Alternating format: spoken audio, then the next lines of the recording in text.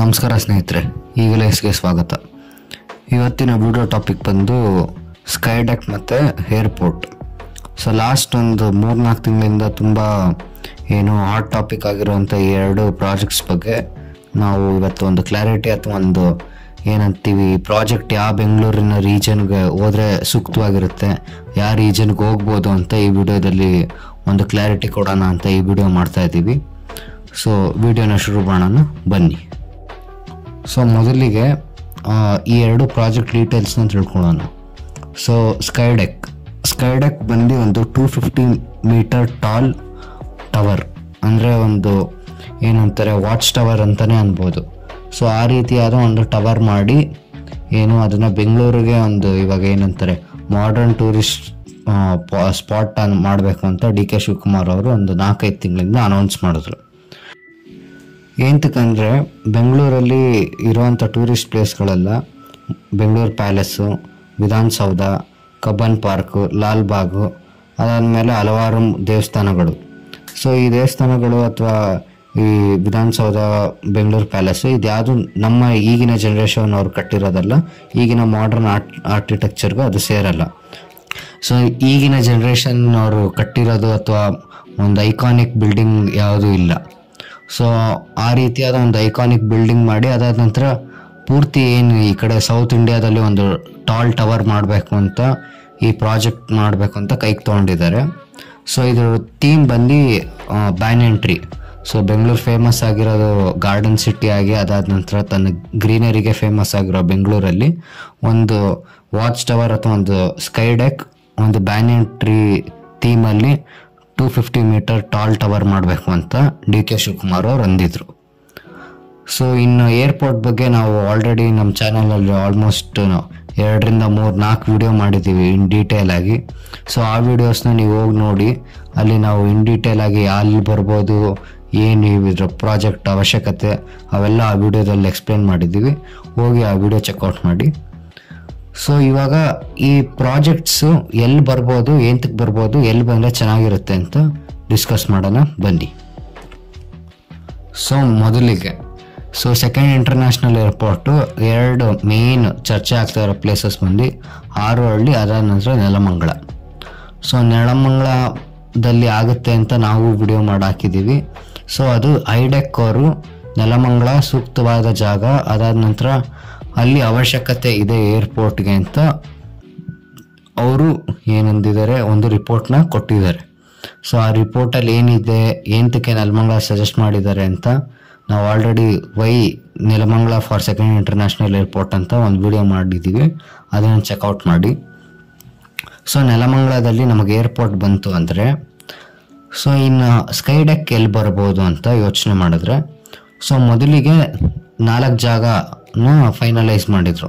ಒಂದು ಬಂದು ಯಶವಂತಪುರದಲ್ಲಿ sky deck ಮಾಡೋಣ ಅಂತ, ಇನ್ನೊಂದು ಬಂದು ಬೈಯಪ್ಪನಹಳ್ಳಿ ಮೆಟ್ರೋ ಸ್ಟೇಷನ್ ಪಕ್ಕದಲ್ಲಿರೋ ಒಂದು NGF ಫ್ಯಾಕ್ಟ್ರಿ ಏನು ಕ್ಲೋಸ್ ಆಗಿ 20 ವರ್ಷದಿಂದ ಒಂದಷ್ಟು ಸುಮಾರು ದೊಡ್ಡ ಜಾಗ ಏನಿದೆ, ಸೊ ಆ ಜಾಗನ ತೊಗೊಂಡು ಮಾಡೋಣ ಅಂತ ಅಂದ್ಕೊಂಡಿದ್ರು.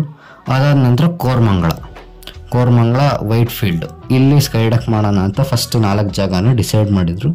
ಸೊ ಈ 4 ಜಾಗದಲ್ಲಿ ಯಶವಂತಪುರನ ರಿಜೆಕ್ಟ್ ಮಾಡಿದ ಕಾರಣ ಬಂದು ಮೇಲೆ ದೇವನಹಳ್ಳಿ ಏರ್ಪೋರ್ಟ್ ಇದೆ. ಅದಾದ ನಂತರ ಇದು 250 ಮೀಟರ್ ಟಾಲ್ ಟವರ್ ಆಗಿರೋದ್ರಿಂದ ಫ್ಲೈಟ್ಸ್ ಓಡಾಡೋಕ್ಕೆ ಇದು ಡಿಸ್ಟರ್ಬೆನ್ಸ್ ಆಗಿರುತ್ತೆ ಅಂತಂದು ಅದನ್ನು ಕ್ಯಾನ್ಸಲ್ ಮಾಡಿದ್ರು. ಸೊ ಇನ್ನು ಕೋರಮಂಗಲ ವೈಟ್ ಫೀಲ್ಡ್ ಅಂತೂ ನಿಮಗೆ ಗೊತ್ತೇ ಇದೆ, ಭಯಂಕರ ಟ್ರಾಫಿಕ್ಕು. ಅದಾದ ನಂತರ ಅಲ್ಲಿ ಜನರಿಗೆ ಬರಬೇಕು ಅಂದರೆ ಅಲ್ಲೊಂದು ದೊಡ್ಡ ಪ್ರಾಬ್ಲಮ್ ಆಗುತ್ತೆ. ಅಂಟಿಲ್ ಆ್ಯಂಡ್ ಅನ್ಲೆಸ್ ಅಲ್ಲಿ ಪ್ರಾಪರ್ ಮೆಟ್ರೋ ಕನೆಕ್ಟಿವಿಟಿ ಎಲ್ಲ ಬಂದು ಫುಲ್ ಸರಿ ಹೋಗೋದ ಮೇಲೆ. ಅದಾದ ನಂತರ ಆ ರೀಜನ್ ಆಲ್ರೆಡಿ ತುಂಬ ಓವರ್ ಕ್ರೌಡೆಡ್, ಅದಾದಮೇಲೆ ಓವರ್ ಡೆವಲಪ್ಡ್ ಆಗಿರೋ ಕಾರಣ ಆ 2 ಪ್ಲೇಸಸ್ನು ಕ್ಯಾನ್ಸಲ್ ಮಾಡ್ತಾರೆ. ಇನ್ನು ಕೊನೆಗೆ ಉಳಿದಿದ್ದು ಬೈಯಪ್ಪನಹಳ್ಳಿ ಮತ್ತು SMBT ಸ್ಟೇಷನ್ ಮಧ್ಯೆ ಇರೋ NGF ಲ್ಯಾಂಡ್.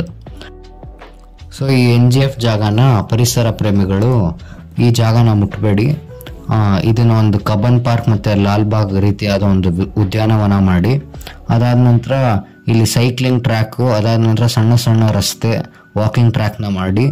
ಸೊ ಈ ಇಂದಿರಾನಗರ ಮತ್ತು ಬಾನಸವಾಡಿ ಇದೇನಿದೆಯಲ್ಲ, ಇದ್ರ ಮಧ್ಯೆ ಒಂದು ಒಳ್ಳೆ ಕನೆಕ್ಷನ್ ತನ್ನಿ ಅಂತ ಪರಿಸರ ಪ್ರೇಮಿಗಳು ಈ ಭೂಮಿನ ಮುಟ್ಬೇಡಿ ಅಂತ ಪ್ರೊಟೆಸ್ಟ್ ಮಾಡಿ ಸೊ ಈ ಪ್ಲಾನನ್ನು ಕ್ಯಾನ್ಸಲ್ ಮಾಡಿಸಿದ್ರು. ಸೊ ಅಲ್ಲಿಂದ ಸ್ಕೈ ಡೆಕ್ಗೆ ಹೊಸ ಪ್ಲೇಸನ್ನ ಹುಡ್ಕಕ್ಕೆ ಶುರು ಮಾಡಿದ್ರು. ಆಗ ಬಂದಿದ್ದ ಪ್ಲೇಸೇ ಆಗ DK ಶಿವಕುಮಾರ್ ಅವರು ಒಂದು ಹೊಸ ಪ್ಲೇಸ್ನ ಸಜೆಸ್ಟ್ ಮಾಡ್ತಾರೆ. ಅದೇ ಬಂದು ಬನ್ಸಕ್ರಿ ಬಳಿ ಇರೋ ಎಮಿಗೆಪುರ ನೈಸ್ ರೋಡ್ಗೆ ಏನು ಅಂಟ್ಕೊಂಡಿರೋ ಜಾಗ 25 ಎಕರೆ ಇದೆ. ಸೊ ಆ ಜಾಗನ ತಗೊಂಡು ಸ್ಕೈ ಡೆಕ್ ಮಾಡೋಣ ಅಂತ ಅಂದರು. ಸೊ ಈ ಹಿಂದೆ DK ಶಿವಕುಮಾರ್ ಅವರು ಸೆಕೆಂಡ್ ಏರ್ಪೋರ್ಟ್ ಬಂದಾಗ ಆರೋಹಳ್ಳಿಲಿ ಮಾಡಬೇಕು ಸೆಕೆಂಡ್ ಏರ್ಪೋರ್ಟ್ ಅಂತ ಅಂದಿದ್ರು. ಸೊ ಈಗ ಎಮಿಗೆಪುರದಲ್ಲಿ ಸ್ಕೈ ಡೆಕ್ ಮಾಡಬೇಕು ಅಂತಾನು ಹೇಳ್ತಾ ಇದ್ದಾರೆ. ಸೊ ಎರಡು ಪಾಸಿಬಲ್ ಆಗುತ್ತಾ? ಖಂಡಿತ ಇಲ್ಲ. ಆರೋಹಳ್ಳಿಲಿ ಏನಾದರೂ ಏರ್ಪೋರ್ಟ್ ಆಯಿತು ಅಂದರೆ ಇಲ್ಲಿ ನೀವು 250 ಮೀಟರ್ ಟಾಲ್ ಟವರ್ ಮಾಡಿದ್ರೆ ಏರ್ಪೋರ್ಟ್ ಅಥಾರಿಟಿಗಳು ಅಥವಾ ಏನು ಐಡೆಕ್ ಇದೆ ಇದನ್ನ ಖಂಡಿತ ಅಪ್ರೂವ್ ಮಾಡಲ್ಲ. ಎಂತಕ್ಕಂದರೆ ಇದು always A disturbance for airport. ಅದಾದಮೇಲೆ ಏರ್ ಟ್ರಾಫಿಕ್ಗೆ ಇದು ಯಾವಾಗೂ ಒಂಥರ ಡಿಸ್ಟರ್ಬೆನ್ಸ್ ಆಗಿರುತ್ತೆ ಈ ಟವರ್. ಸೊ ಈ ರೀಜನ್ಗೆ ಒಂದೇನಂದರೆ ಬೆಂಗಳೂರು ಸೌತ್ಗೆ ಒಂದು ಏರ್ಪೋರ್ಟ್ ಬರುತ್ತೆ, ಇಲ್ಲ ಅಂದರೆ ಸ್ಕೈ ಡೆಕ್ ಬರುತ್ತೆ. ಎರಡು ಒಂದೇ ರೀಜನಲ್ಲಿ ಮಾಡೋಕ್ಕೆ ಸಾಧ್ಯ ಇಲ್ಲ. ಸೊ ಇವಾಗ ತುಂಬ ಜನ ಏನಂತಾರೆ ಏರ್ಪೋರ್ಟ್ನ ಆರೋಹಳ್ಳಿಲಿ ಮಾಡಿ ಏನು ಸ್ಕೈ ಡೆಕ್ ಏನಿದೆ ಅದನ್ನು ಬೆಂಗಳೂರು ವೆಸ್ಟ್ ಕೊಡ್ಬೋದಲ್ಲ, ನೆಲಮಂಗಲ ಸೈಡ್ ಕೊಡ್ಬೋದಲ್ಲ ಅಂತ. ಸೊ ಆ ಸೈಡ್ ಏನಾದರೂ ಏನು ಸ್ಕೈ ಡೆಕ್ನ ಮಾಡಿದ್ರೆ ಸ್ಕೈ ಡೆಕ್ನ ನೋಡೋ ಅಂತ ಏನು ವ್ಯೂ ಇಲ್ಲೇನೂ ಇಲ್ಲ. ಸೊ ಪ್ರೈಮರ್ಲಿ ಇಲ್ಲೆಲ್ಲ ಇರೋದು ಮೇನ್ ಬಂದು ಇಂಡಸ್ಟ್ರೀಸು, ನೆಲಮಂಗಲ ಇರ್ಬೋದು, ಪೀಣ್ಯ ಇರ್ಬೋದು, ಏನು ಈ ಕಡೆ ತಾವರೆಕೆರೆ ಇವೆಲ್ಲ ಫುಲ್ ಇಂಡಸ್ಟ್ರೀಸು. ಅದಾದ ನಂತರ ರೆಸಿಡೆನ್ಷಿಯಲ್ ಝೋನ್. ಸೊ ಇಲ್ಲೇನು ನಿಮಗೆ ನೋಡೋ ಅಂಥದ್ದು ಅಥವಾ ವೀಕ್ಷಿಸೋ ಅಂಥದ್ದು ಏನೂ ಇಲ್ಲ. ಅದಾದ ನಂತರ ವ್ಯೂದು ಜನ ಇಲ್ಲಿ ಅಂತಕ್ಕೆ ಬಂದು ಆ 250 ಮೀಟರ್ ಟಾಲ್ ಟವರ್ ಇಂದ ನಿಂತ್ಕೊಂಡು ಏನು ನೋಡ್ತಾರೆ? ಏನು ವ್ಯೂವೇ ಇಲ್ಲ, ಬರೀ ಫ್ಯಾಕ್ಟ್ರೀಸ್ ನೋಡಬೇಕಾಗುತ್ತೆ. ಸೊ ನೆಲಮಂಗಲದಲ್ಲಿ ಸ್ಕೈ ಡೆಕ್ನ ಮಾಡೋದೊಂಥರ ಲಾಸ್ ಮೇಕಿಂಗ್ ಪ್ರಾಜೆಕ್ಟ್ ಆಗುತ್ತೆ. ಸೊ ನೆಲಮಂಗಲದಲ್ಲಿ ಏನು ಟೂರಿಸ್ಟ್ ಬರೋದೇ ಇಲ್ವಾ? ತುಂಬ ಕಷ್ಟ ಆಗುತ್ತೆ ನೆಲಮಂಗಲಗೆ ಟೂರಿಸ್ಟ್ ಬರೋದು. ಎಂತಕ್ಕಂದರೆ ನೆಲಮಂಗಲದಲ್ಲಿರೋ ಫ್ಯಾಕ್ಟ್ರೀಸು, ಇಂಡಸ್ಟ್ರೀಸು ಅಲ್ಲೇನಂದರೆ ಜನ ಬರ್ತಾರೆ, ಕೆಲಸ ಮಾಡ್ತಾರೆ, ಕೆಲಸ ಮುಗಿಸ್ಕೊಂಡು ಹೊರಟು ಬಿಡ್ತಾರೆ. ಸೊ ಅಲ್ಲಿ ನೀವು ಟೂರಿಸ್ಟ್ನ ಕರ್ಕೊಂಬರೋದು ಅಥವಾ ಕರ್ಸೋದು ತುಂಬ ಕಷ್ಟ ಆಗುತ್ತೆ. ಸೊ ಈ ನೈಸ್ ರೋಡ್ ಪಕ್ಕ ಇರೋ ಜಾಗ ಎಮಿಗೆಪುರದಲ್ಲಿ ಟೂರಿಸ್ಟ್ ಹೆಂಗೆ ಬರ್ತಾರೆ, ಏನು ಗ್ಯಾರಂಟಿ ಅಂತ ನೀವು ಕೇಳಿದ್ರೆ ಪಕ್ಕದಲ್ಲಿ ಏನು ಈ ತುರೇಹಳ್ಳಿ ಫಾರೆಸ್ಟ್ ಝೋನ್ ಇದೆ. ಸೊ ಆ ಫಾರೆಸ್ಟ್ ನೋಡ್ಬೋದು ಆ ಟವರಿಂದ. ಹಾಗೆ ಕೆಳಗೆ ನೋಡಿದ್ರೆ ನಿಮಗೆ ಬನ್ನೇರುಘಟ್ಟ ಬಯೋಲಾಜಿಕಲ್ ಪಾರ್ಕ್ ಇದೆ. ಅದಾದ ನಂತರ ಬಯೋಲಾಜಿಕಲ್ ಏನು ಬಯೋ ರಿಸರ್ವ್ ಇದೆ. ಅದೇ ರೀತಿ ನೀವು ಅಲ್ಲಿಂದ ಕೆಳಗೆ ನೋಡಿದ್ರೆ ನೀವು ಆರ್ಟ್ ಆಫ್ ಲಿವಿಂಗ್ ರವಿಶಂಕರ್ ಅವರ ಆಶ್ರಮ ಇದೆ. ಸೊ ಈ ರೀತಿಯಾದ ಒಂದಷ್ಟು ಸುತ್ತು ಕೂಡ ಒಂದೊಳ್ಳೆ ವ್ಯೂ ಇದೆ. ಸೊ ಈ ರೀಜನಲ್ಲಿ ನೀವು ಸ್ಕೈ ಡೆಕ್ ಮಾಡೋದ್ರಿಂದ ಸೊ ಜನ ಇಲ್ಲಿ ಆಲ್ರೆಡಿ ಏನು ಬನ್ನೇರುಘಟ್ಟ ಝೂ ನೋಡೋಕೆ ಬರ್ತಾರೆ. ಅದಾದ ನಂತರ ಫಾರೆಸ್ಟ್ ಏರಿಯಾ ಸುತ್ತಮುತ್ತ ಬರ್ತಾರೆ.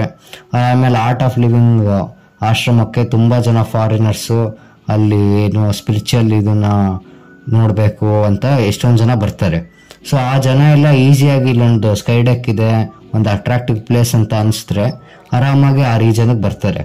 ಸೊ ಅದಾದ ನಂತರ ಇಲ್ಲಿ ಗ್ರೀನ್ ಲೈನ್ ಮೆಟ್ರೋ ಬರೋದ್ರಿಂದ ಒಂದು ಗ್ರೀನ್ ಲೈನ್ ಮೆಟ್ರೋ ಒಂದು ಎಕ್ಸ್ಟೆನ್ಷನ್ ಸ್ಕೈ ಡೆಕ್ ತೊಗೊಂಡ್ರೆ ಸೊ ಈಸಿಯಾಗಿ ಈ ರೀಜನಲ್ಲಿ ಒಂದು ಟೂರಿಸಂ ಹಬ್ ಮಾಡ್ಬೋದು. ಸೊ ಇದ್ರ ಪಕ್ಕದಲ್ಲೇ ನೀವು ಪಿರಮಿಡ್ ವ್ಯಾಲಿ ಈ ಎಲ್ಲ ಜಾಗಗಳಿರೋದ್ರಿಂದ ತುಂಬ ಜನ ಫಾರಿನರ್ಸು ಟೂರಿಸ್ಟು ಈ ಜಾಗದಲ್ಲಿ ಬಂದೇ ಬರ್ತಾರೆ. ಅದಾದ ನಂತರ ಬೆಂಗಳೂರು ಸೌತ್ ಈಗಿಂದ ಅಲ್ಲ ಮುಂಚೆಯಿಂದನೂ ಅಷ್ಟೇ ಟೂರಿಸ್ಟ್ಗಳು ಯಾವಾಗೂ ಬರ್ತಾ ಇರ್ತಾರೆ, ಹೋಗ್ತಾ ಇರ್ತಾರೆ. ಅದೇ ನೀವು ಬೆಂಗಳೂರು ವೆಸ್ಟ್, ಪೀಣ್ಯ, ಯಶವಂತಪುರ ಈ ರೀಜನಲ್ಲಿ ನಿಮಗೆ ಯಾವತ್ತು ಏನು ಟೂರಿಸ್ಟ್ ಬಂದು ಹೋಗಿ ಒಂಥರ ಎಕ್ಸ್ಪ್ಲೋರ್ ಮಾಡೋಕ್ಕೆ ಇಲ್ಲಿ ಬರಲ್ಲ. ಅದೇ ಬೆಂಗಳೂರು ಸೌತಲ್ಲಿ ಇದಾಗುತ್ತೆ. ಸೊ ಆದ ಕಾರಣದಿಂದ ನಮಗನ್ಸೋದು ಸ್ಕೈ ಡೆಕ್ ಬೆಂಗಳೂರು ಸೌತ್ಗೆ ಆಗಬೇಕು. ಏರ್ಪೋರ್ಟ್ ಏನಿದೆ ಬೆಂಗಳೂರಿನ ವೆಸ್ಟ್ಗಾದರೆ, ನೆಲಮಂಗಲಾಗಾದರೆ ಅಥವಾ ಏನು ಐಡೆಕ್ ಅವ್ರು ಏನು ಸಜೆಸ್ಟ್ ಮಾಡಿದ್ದಾರೆ ಆ ಜಾಗನೇ ಸೂಕ್ತ ಅಂತ ನಮಗನ್ಸುತ್ತೆ. ನಿಮ್ಮ ಒಪಿನಿಯನ್ನ ಕಮೆಂಟಲ್ಲಿ ತಿಳಿಸಿ. ಸೊ ಈ ಹಿಂದೆ ಹಾಕಿರೋ ಎಲ್ಲ ವೀಡಿಯೋಸ್ಗೂ ಸಪೋರ್ಟ್ ತೋರಿಸಿದ್ದೀರಾ, ಅದೇ ಸಪೋರ್ಟ್ ಈ ವಿಡಿಯೋಗೂ ತೋರಿಸಿ ಅಂತ ಕೇಳ್ಕೊತ ಈ ವಿಡಿಯೋನ ಮುಗ್ಸೋಕ್ಕೆ ಇಷ್ಟಪಡ್ತೀನಿ. ಮುಂದಿನ ವಿಡಿಯೋದಲ್ಲಿ ಸಿಗೋಣ. ಅಲ್ಲಿ ತನಕ ಲೈಕ್ ಮಾಡಿ, ಶೇರ್ ಮಾಡಿ, ಸಬ್ಸ್ಕ್ರೈಬ್ ಮಾಡಿ. ಧನ್ಯವಾದ. ನಮಸ್ಕಾರ.